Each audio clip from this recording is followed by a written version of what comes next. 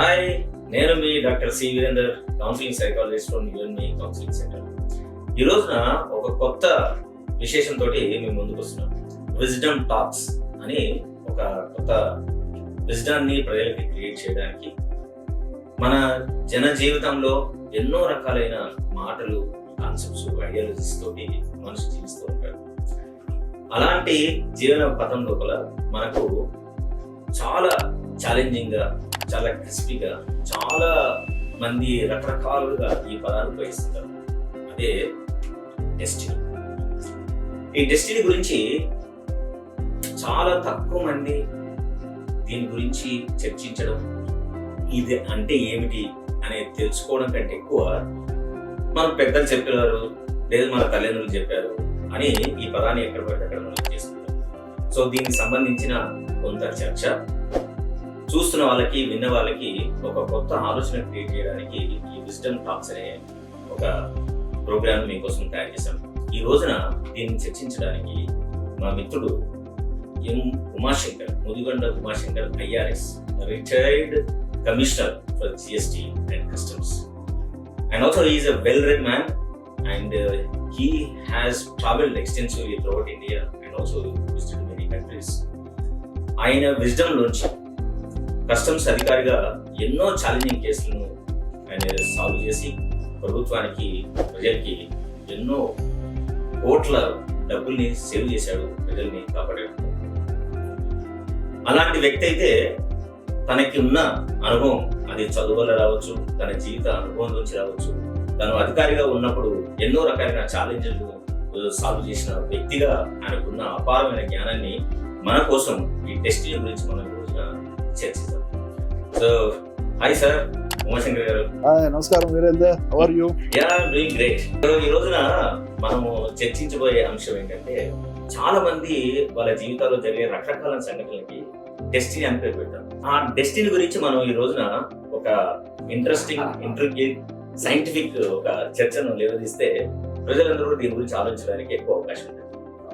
ఎందుకు ఈ ప్రశ్న వచ్చిందంటే, నా దగ్గరికి రకరకాలైన వ్యక్తులు, డిఫరెంట్ బ్యాక్గ్రౌండ్స్ వచ్చిన వాళ్ళు, హై క్వాలిఫైడ్ ఉన్నవాళ్ళు, హైయెస్ట్ ప్రొఫెషన్లో ఉన్నవాళ్ళు, అధికారంలో ఉన్నవాళ్ళు, పొలిటీషియన్స్, రోజువారీ దినచర్యలో కూలీ చేసుకొని జీవించేవాళ్ళు, అన్ని రకాల వ్యక్తులు వాళ్ళ మానసిక సమస్యలు వచ్చినప్పుడు తరచుగా మాట్లాడే మాట విధిని తప్పించలేము, ఇది డెస్టినీ అయి ఉండొచ్చు అనే పదం ఎక్కువగా మాట్లాడుతుంటారు. సో దాని గురించి మీలాంటి వెల్ రెడ్ పర్సనాలిటీ తోటి కనుక చర్చిస్తే ప్రజలకు ఒక క్లారిటీ వస్తుంది అనేది నా ఉద్దేశం. సో మనము ఈ డెస్టినీ గురించి మాట్లాడుకునే ముందు ఒక చిన్న ఎగ్జాంపుల్ చెప్తాను. మన తెలంగాణ రాష్ట్రంలో లాస్ట్ ఇయర్ జరిగిన ఎలక్షన్ల ముందు చాలా ప్రతిష్టాత్మక కట్టిన కాళేశ్వరం ప్రాజెక్టు ఎలక్షన్లో ఉంటే అది బ్రీచ్ అయింది, క్రాక్ వచ్చింది. ఎన్నో రోజుల నుంచి కట్టిన ప్రాజెక్టు డిసెంబర్ కంటే ముందే ఎందుకు కావాలి, ఆ తర్వాత కూడా కావచ్చు కదా. సో చాలా మంది మేధావులు, చాలా మంది ఇంజనీర్లు, మామూలు ప్రజలు కూడా ఇది డెస్టినీ సార్, డిసైడ్ అయ్యేది, ఓడిపోవాల్సిన అవసరం ఉంది కాబట్టే ఓడిపోయింది అనే ఒక సెంటెన్స్ చూశాను. This is one case. Recent చూడండి, అల్లు అర్జున్ కేసు.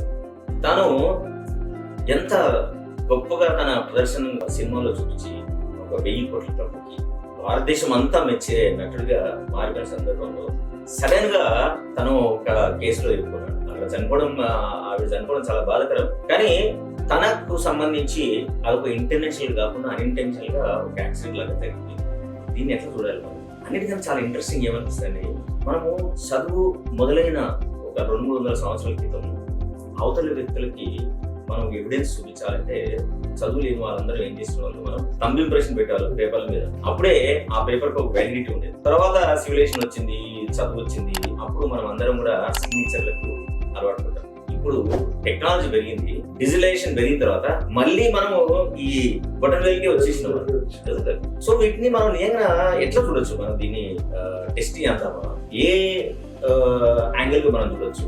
గాడ్, కర్మ, రిలీజన్, ఈ 3 పదాలను తక్కువగా ఉపయోగించి దీన్ని మనం ప్రజలకు ఎట్లా చెప్పచ్చు?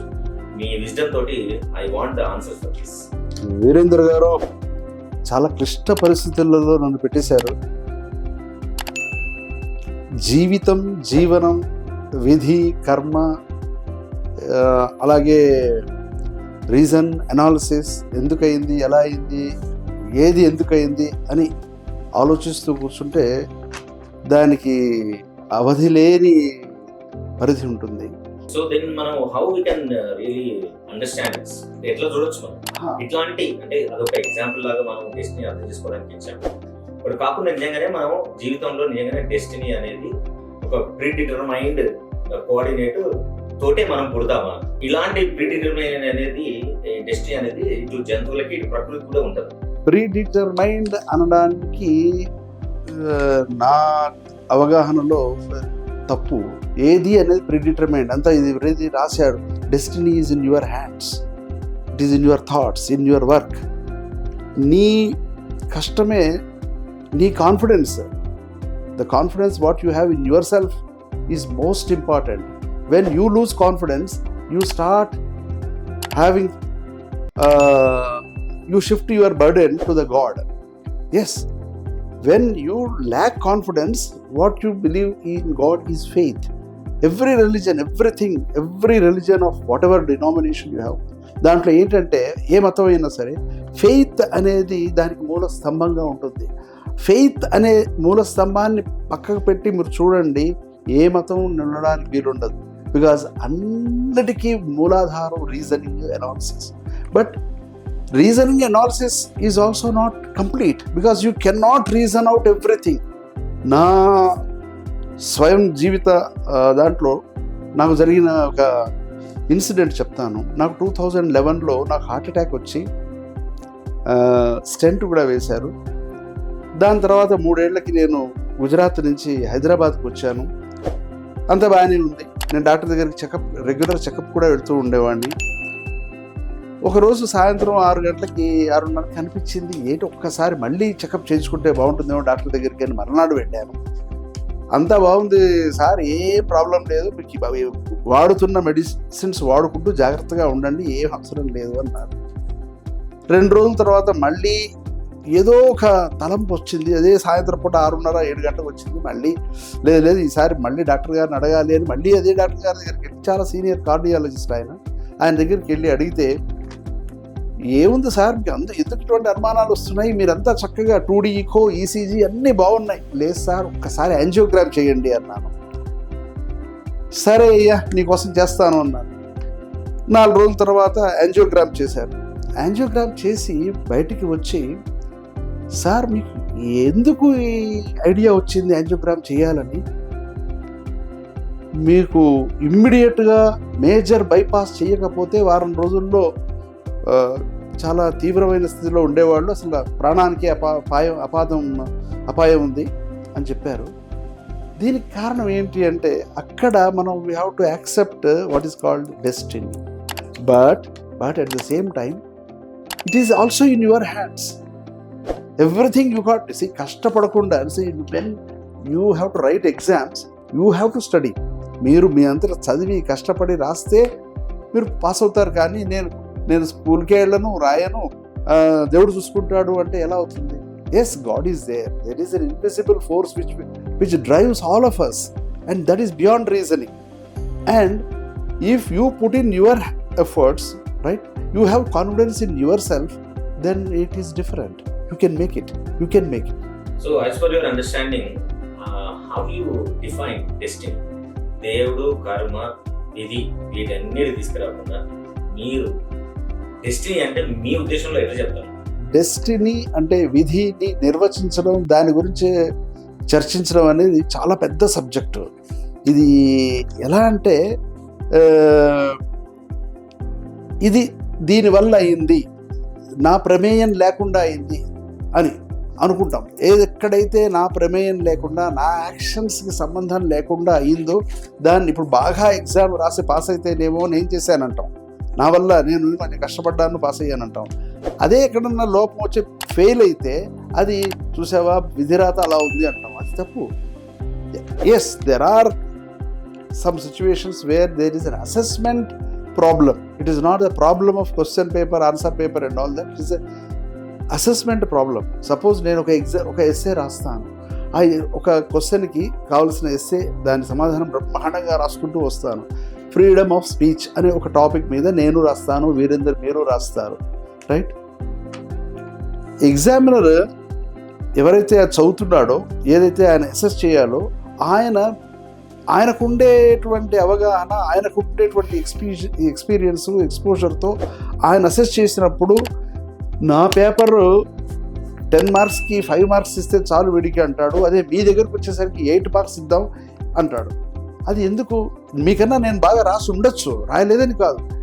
Somebody else is assessing my paper and your paper. So what is happening here is it is in somebody's assessment your marks are there.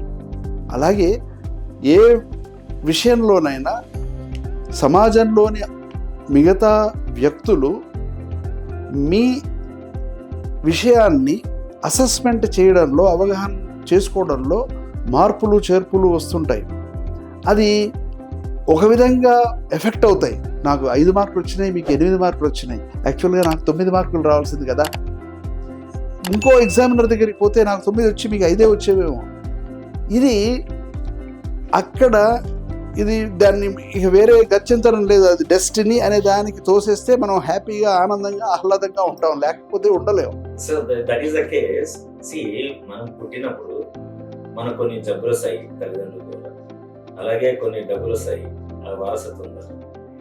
ఇలాంటి ప్రీడిస్పోజ్డ్ ఫ్యాక్టర్స్ తోటి మనం పుట్టినప్పుడు అవి తల్లిదండ్రులకు ఆపాదించబడతాయి. అట్లాంటి వాటిని మనం డెస్టినీ అనొచ్చా? లేదు, పుట్టిన తర్వాత నేచర్ ఆల్సో తల్లిదండ్రుల నుంచి వచ్చినప్పుడు ఎట్లయితే మనకున్న కొన్ని లిమిటేషన్స్ ఎట్లయితే పుడతామో, అలాంటి పద్ధతే నేచర్ ద్వారా కొన్ని డిటర్మైన్ అయిన వాటిని ప్రజలందరూ డెస్టినీ అని అంటారా? Can you make it little more clear about this difference between this to? ఇది చాలా క్లిష్టమైన ప్రశ్న. తర్వాత ఇంకో క్లిష్టమైన ప్రశ్న అంటే ఇదే. ఇప్పుడు దీన్ని ఆన్సర్ చేయడానికి నేను ఒక ఉదాహరణ చెప్తే బాగుంటుంది అనుకుంటున్నాను. ఇది స్వాగతం. మాకు పెళ్ళైన 10 ఏళ్ల దాకా పిల్లలు లేరు, పుట్టలేదు. చాలామంది డాక్టర్లని వాళ్ళని వీళ్ళని కలిసాము, ఏం జరగలేదు, ఏం కాలేదు, మెడికేషన్ అయింది, అంతా అయింది.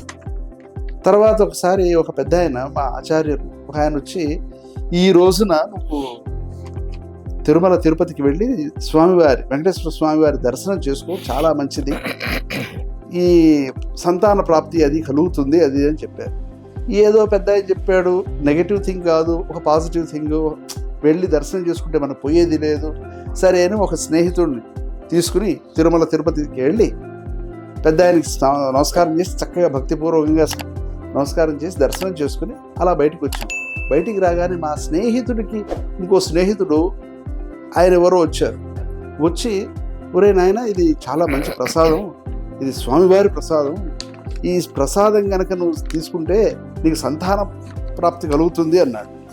వాడు ఇచ్చి వెళ్ళిపోయాడు. ఇచ్చి వెళ్ళిపోయిన తర్వాత వీడన్నాడు, ఒరే నాకు ఆల్రెడీ 4 ఉన్నారు, నాకెందుకురా, నువ్వు తీసుకో అని చెప్పి వాడు నాకు ఇచ్చాడు. అది సేవించాము.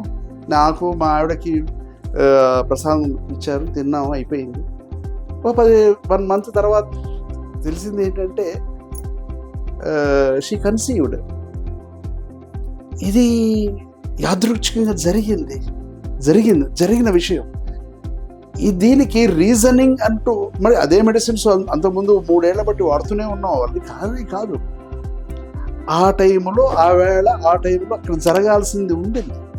ఇది if you put reasoning, then it is not acceptable. Where reason ends, science ends.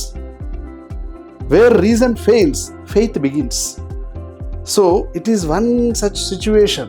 ఇలా మనకు జనజీవన స్రవంతిలో ఎన్నో రకాలటువంటి విషయాలు మనం చూస్తూ ఉంటాం.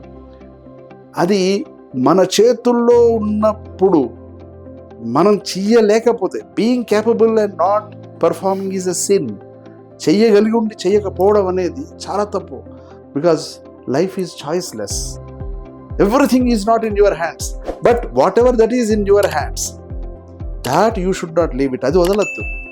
ధ్యానం, ధ్యాసతో మీకు ఇచ్చిన పని అది ఏదైనా అవ్వచ్చు, డాక్టర్ కావచ్చు, ఇంజనీర్ కావచ్చు, లాయర్ కావచ్చు, ఏదైనా కావచ్చు, స్టూడెంట్ కావచ్చు, ఎవరైనా కావచ్చు, మీకు ఇచ్చిన పనిని ధ్యానంతో ధ్యాసతో చేస్తే మీకు కాన్ఫిడెన్స్, కమిట్మెంట్, డివోషన్, డెడికేషన్తో మీరు చేయగలిగితే యువర్ కాన్ఫిడెన్స్ ఈజ్ గాడ్.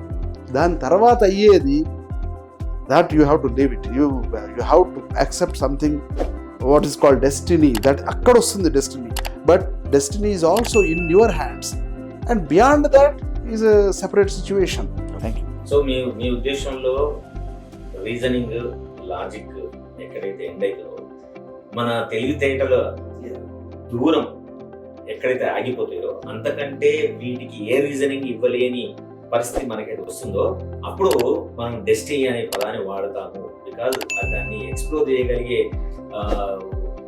ఆలోచన వైశాల్యం మనం పెరగటం లేదు కాబట్టి, మనది లిమిటెడ్ అయిపోయింది కాబట్టి దాన్ని మనం డెస్టినీ తోటి మనం పోల్చొచ్చని ఉమాశేఖర్ గారు కనిపించారు. Thank you very much sir for your time and as well as for your way of looking at destiny.